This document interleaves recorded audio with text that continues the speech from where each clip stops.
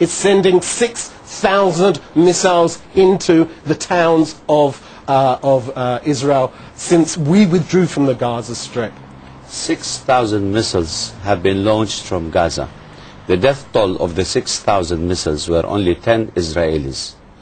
In one day, Israel killed 205 people by throwing hundreds of bombs on the most highly congested area in the world. Not even considering that 10% of them are children under the age of 12.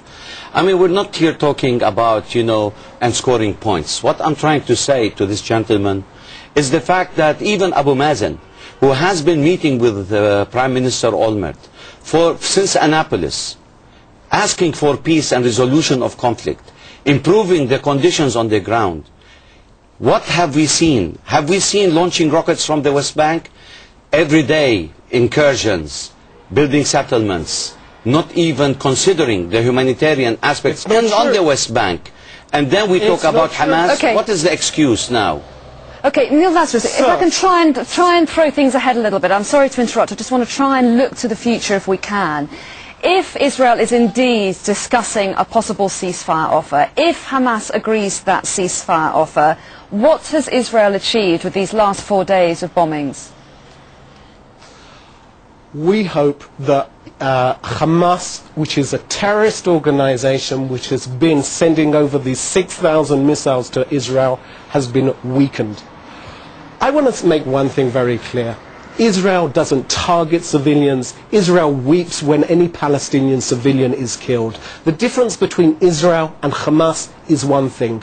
When we kill civilians, unfortunately, we weep. It's a tragedy. When they kill Israeli men, women and children on buses and coffee shops, they hand out sweets of celebration in Gaza. Let's understand who we're dealing with. Hamas is a radical organization which endangered the moderate leadership of Abu Mazen. Be honest with the viewers, sir. Abu Mazen is threatened by Islamic fundamentalism and in the same way many of the moderate countries of the Middle East. If the London bombers who bombed the London Underground had got missiles today of a 25-mile range and was threatening London, Leeds, Manchester or elsewhere, the British government would be acting in the same way Israel is. We have a right to defend ourselves, and the one thing we want is to hold your hand in peace and work towards a peaceful resolution of this conflict. Everything else you're saying is rhetoric. I'm sorry to hear such kind of an analogy, because he is comparing 1.5 million living in such a small strip with London, and he's making such analogies that are baseless and futile. I'm trying to tell him one thing, that they cannot continue forcing and subduing the Palestinian people. Occupation must end, and without ending occupation, there will never peace. There will never be any kind of peace. The peace that we're seeking is peace with justice.